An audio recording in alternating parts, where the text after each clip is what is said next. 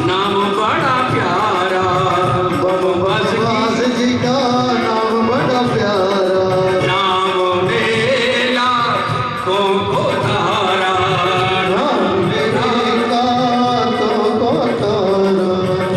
जो भोले ने हाथ पकड़ लियो रे, जो भोले ने हाथ पकड़ लियो रे, जो भोले ने हाथ पकड़ लियो रे, जो भोले के हाथ पकड़ लियो रे, तो समझो ये जीवन संभल गयो रे, तो समझो ये जीवन संभल गयो रे।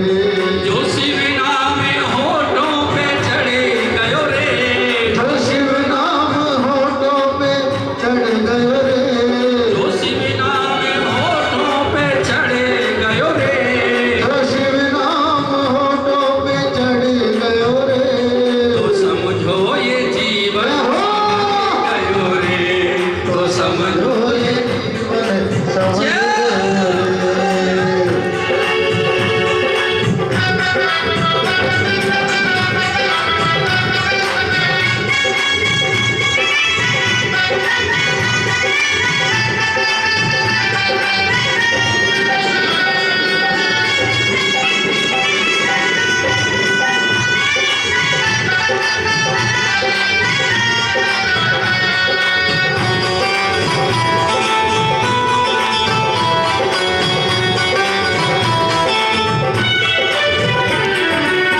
बम बम बासुकी का नाम बड़ा प्यारा, बम बम बासुकी का नाम बड़ा प्यारा, बड़ा ही प्यारा, बड़ा ही दुलारा, बड़ा ही प्यारा, बड़ा ही दुलारा। बम बम बासुकी का नाम बड़ा प्यारा, बम बम बासुकी का नाम बड़ा प्यारा। भोले ने हाथ पकड़ लियो रे, जो भोले ने हाथ पकड़ लियो रे, जो भोले ने हाथ पकड़ लियो रे, जो भोले ने हाथ पकड़ लियो रे, तो समझो ये जीवन संवर गयो रे, तो समझो ये जीवन संवर गयो रे।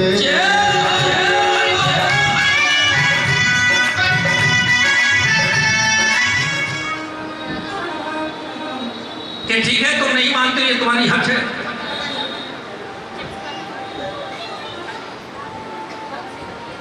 सब ऋषियों ने कहा, ऐसे बहुत से लोगों को संत नारद जी ने बहका दिया, और नारद का तो काम ही है आग लगाने, तो उनकी बातों में क्यों आ गई हो? माता सती ने कहा, अब जो होगा सो देखा जाए। नारद जी ने मेरे हित के लिए कहा होगा। कोई संत ब्राह्मण अगर किसी को धमका रहा है, समझा रहा है, तो उसके हित के लिए समझा रहा है। आज माता पार्वती को लगा कि नारद जी जो है ना, वो मेरे हित के लिए ही कुछ ना कुछ कह रहे हैं।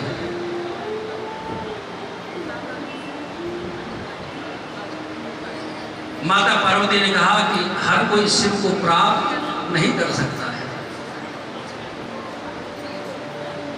माता पार्वती ने कहा, हे ऋषियों, अगर मेरा विवाह शिव के साथ नहीं हुआ तो कोई बात नहीं है, मैं कुंवारी रह के भजन करूंगी। संसार के लोग हठ त्याग दें, हो सकता है कि संसार के लोग हठ त्याग दें, लेकिन मैं अपनी हठ नहीं त्याग दूंगी। मैं भगवान का भजन करना नहीं छोड़ूंगी जब तक मुझे शिव की प्राप्ति नहीं हो जाएगी। उनकी निष्ठा को लेकर के सब ऋषि वापस लौट करके आए, और ऋषियों ने आकर के भगवान भोलेनाथ को पूरा वरदान बतला दिया।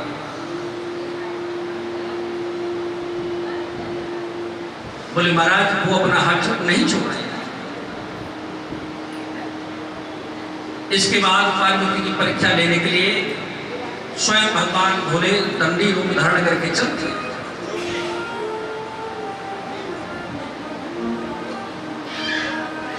और बोले मैं भी तो जाकर के देखूंगे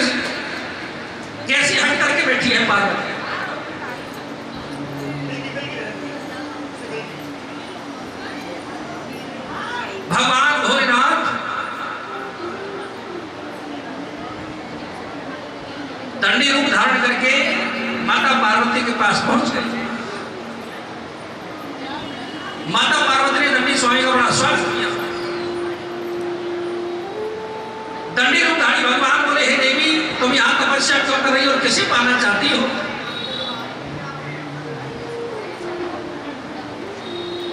भगवान बोले, देवी, तुम्हारा क्या नाम है और तुम किसकी पुत्री हो? माता पार्वती ने कहा, मेरा नाम पार्वती है और मैं राजा हिमालय की पुत्री हूं और भगवान भोलेनाथ को प्राप्त करने के लिए मैं तपस्या कर रही हूं। मैं पिछले जन्म में सती के रूप में माता सती हुई और भगवान भोलेनाथ की पत्नी बनी और मैंने अपने पति के मान सम्मान के कारण अपनी देही लीला को समाप्त कर दिया। तब से मेरे भोलेनाथ मुझे नहीं मिले हैं। अब मैंने ये जन्म पार्वती का लिया है और मैं फिर भोलेनाथ को पाना चाहती हूँ, लेकिन पता नहीं मेरे भोलेनाथ मुझे छोड़ करके कहाँ चले गए हैं। मेरे प्राणनाथ ना जाने कहाँ चले गए हैं। मुझे वर्ष हो गई तपस्या करते करते, लेकिन मेरे भोलेनाथ मेरी सुनाई नहीं कर रहे हैं।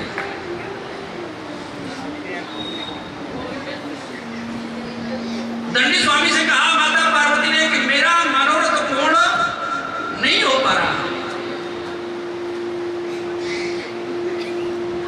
जैसे मैंने सती रूप में अपने शरीर को अग्नि में भस्म कर दिया था, ऐसे ही अब मैं अपने शरीर को अग्नि में भस्म करना चाहती हूँ। और जैसे ही अग्नि में भस्म करने के लिए चली तो वो अग्नि तुरंत तो शीतल हो गई, ठंडी हो गई,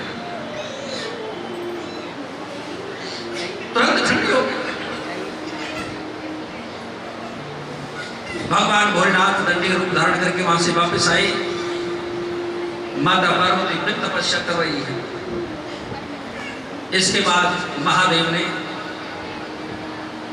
ब्राह्मण भेष बनाया और ब्राह्मण वेश बना करके फिर पार्वती के प्रेम की परीक्षा लेने के लिए शिखर गौरी शिखर पर्वत पर पहुंचे हैं। माता पार्वती ने जैसे ब्राह्मण को देखा, देख करके बोली, हे ब्राह्मण देवता, मैं मन कर्म वचन से भगवान भोलेनाथ की हो चुकी हूं और ना जाने मेरे भोले भंडारी कहां जाकर के छुप गए और मुझे वो दिखाई नहीं दे रहे हैं।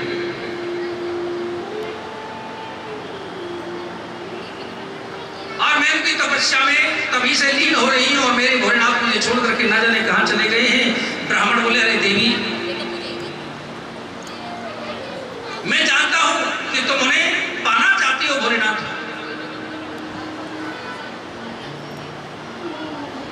ब्राह्मण बोले, देवी, तुम बहुत बड़ी गलती कर रही हो।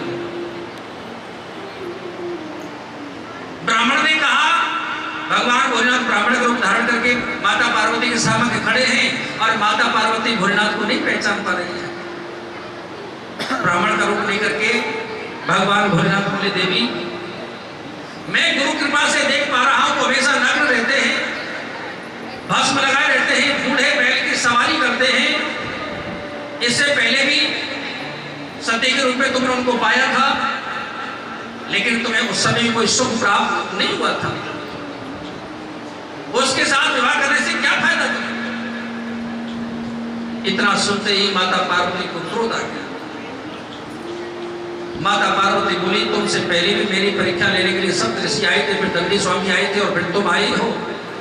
तुम नहीं जानते हो मेरे भोलेनाथ को, मेरे भोलेनाथ कितने कृपालु हैं, कितने दयालु हैं।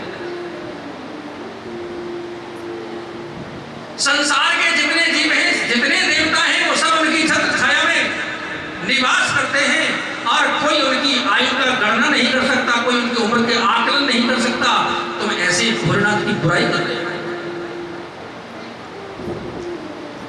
माता पार्वती ने कहा, जो भोलेनाथ की निंदा करता है और वो तो नरक में जाएगा ही जाएगा, लेकिन जो भोलेनाथ की निंदा सुनता है वो भी नरक में जाएगा, वो भी नरक में।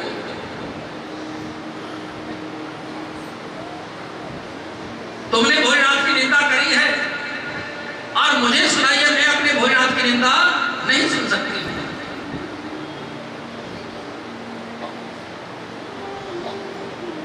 माता पार्वती ने कहा कि तुम नहीं जानते हो, ये सभी देवी देवता भगवान भोलेनाथ के समक्ष सर झुका और सभी उन्हें प्रणाम करते हैं। सभी उन्हें प्रणाम करते हैं और मेरे भोले भंडारी की जो बुराई करता है मैं उसके समक्ष एक पल भी नहीं रह सकती। जैसे ही माता पार्वती जाने लगी तुरंत भगवान भोलेनाथ प्रकट हो गए। बोले शंकर भगवान की जय। भगवान भोलेनाथ ने माता पार्वती का हाथ पकड़ लिया और बोले अरे मेरी प्राण प्रिय तुम कहाँ जा रही हो, मैं तेरे बिना कहाँ रहूं। अब तो माता पार्वती बड़ी प्रसन्न। भगवान बोले तुमने इतनी जब पूजा पाठ तब करे हैं कि मुझे तुमने अपने बस में कर लिया, अपने बस में कर लिया।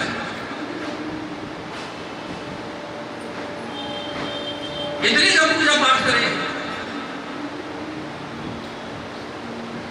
और मैं तुम्हारी सेवा से तपस्या से बड़ा प्रसन्न हूं और मैंने देखा कि तुमने मुझे प्राप्त करने के लिए कितनी घनघोर तपस्या करी। आदि कालों से आप मेरी पत्नी बनी हो और यहां करके कितनी घनघोर तपस्या करी है। सर्दी गर्मी जाड़ा बरसात कुछ न देखा, बस तुमने 3000 वर्ष तक तुम तपस्या करी है। मैं तुम्हारी तपस्या से बड़ा प्रसन्न हूं। भगवान शिव की इस प्रकार की वाणी को सुनकर के माता पार्वती गदगद हो गई। उनकी प्रसन्नता का और खुशी का कोई ठिकाना नहीं रहा। माता पार्वती ने भगवान भोलेनाथ के चरणों में प्रणाम किया। बोली शंकर भगवान की जय। हर हर महादेव, हर हर महादेव, हर हर महादेव।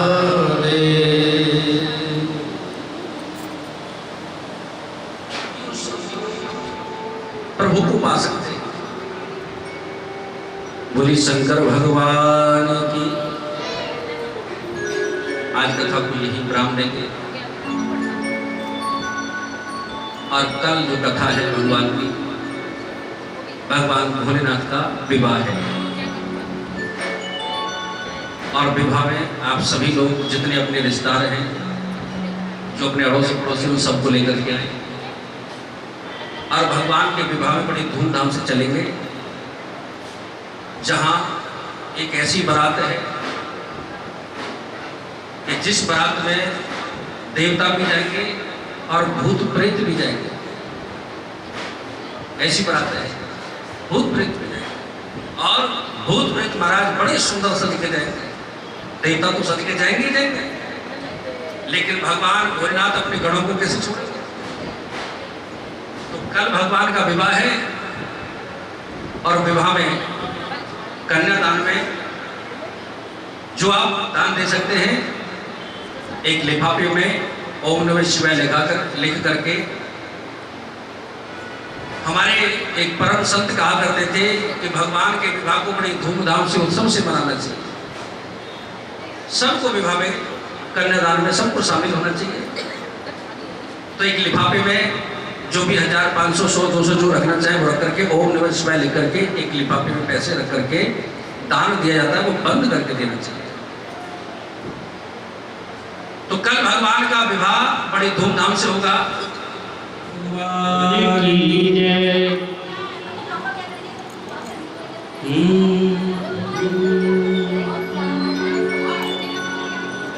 शिव जी मिलेंगे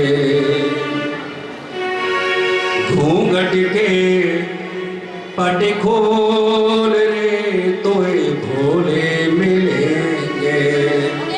घूंघट के खोल रे तोए घूंघट के पट खोल रे, घूंघट के पट खोल रे तोए शंकर मिलेंगे। घूंघट के पट खोल रे तोए शंकर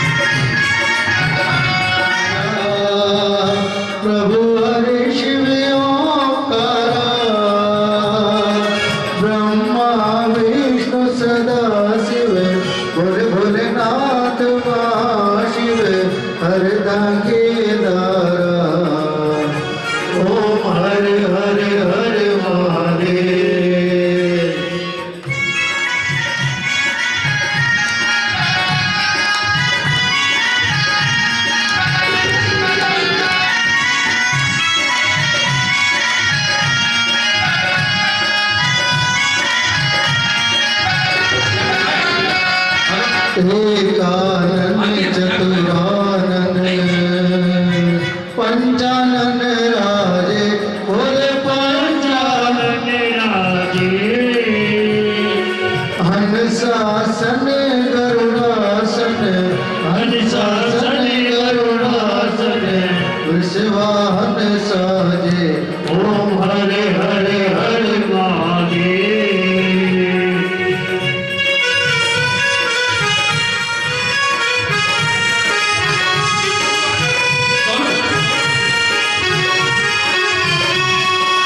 अक्ष दो भुज चार चतुर्भुज दस भुज से सोए दस भुज अति सोए तीनों रूप निरखता त्रिगुण रूप निरखता त्रिभुवन जन मोहे ओम हरे हरे हरे महादेव। अक्षमाला वरमाला फुटमाला धारे फुटमाला धारी त्रिपुरारी कंसारी त्रिपुरारी कंसारी करमाला धारे ओम हर हर महादेव।